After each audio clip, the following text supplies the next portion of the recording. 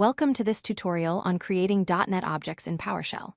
In this video, we'll explore the new Dash Object cmdlet, a powerful tool that allows you to instantiate .NET Framework objects directly within PowerShell.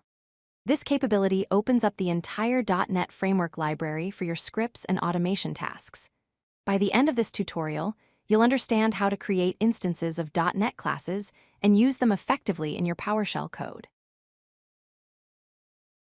New Dash Object is a PowerShell cmdlet that creates instances of .NET Framework or COM objects.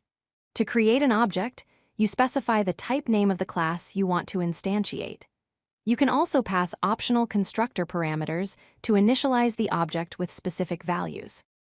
This cmdlet acts as a bridge between PowerShell and the entire .NET Framework ecosystem, giving you access to thousands of classes for tasks like working with collections, handling web requests, processing text, and much more. The basic syntax of new Dash Object is straightforward. You use the new Dash Object cmdlet followed by the dash TypeName parameter, which specifies the .NET class you want to create.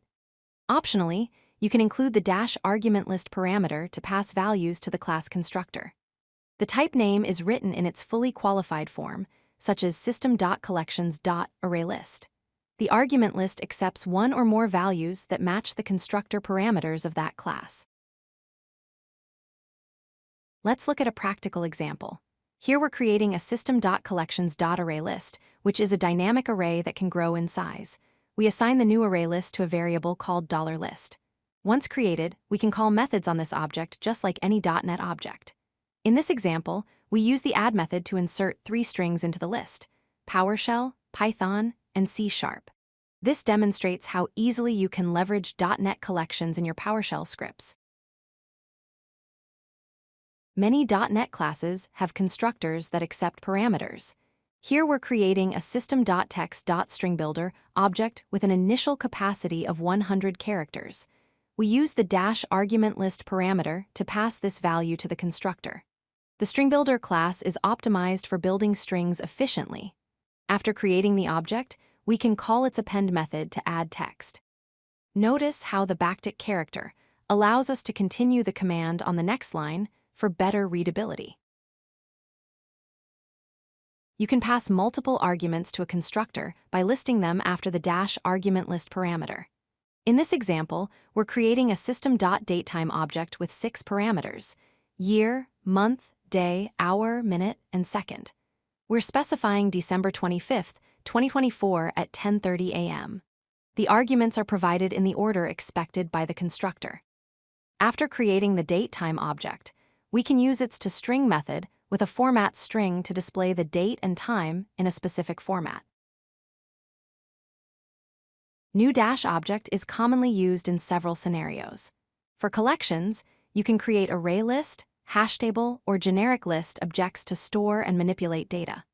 For web requests, you can instantiate WebClient or HTTP client objects to download content or interact with web services. For text processing, StringBuilder and StreamReader are popular choices for efficient string manipulation and file reading. You can also create COM objects for automation tasks, such as controlling Microsoft Excel or Word applications from your PowerShell scripts. Let's review the key points. New Dash Object creates instances of .NET types, allowing you to use the full power of the .NET framework in PowerShell. You use the dash TypeName parameter to specify which class you want to instantiate. If the class constructor requires parameters, you pass them using the dash ArgumentList parameter. This cmdlet gives you access to the entire .NET framework's capabilities, enabling you to write powerful and flexible PowerShell scripts. With practice, you'll discover countless ways to leverage .NET objects in your automation tasks. If you like this video, hit that like button and don't forget to subscribe. Visit codelucky.com for more such useful content.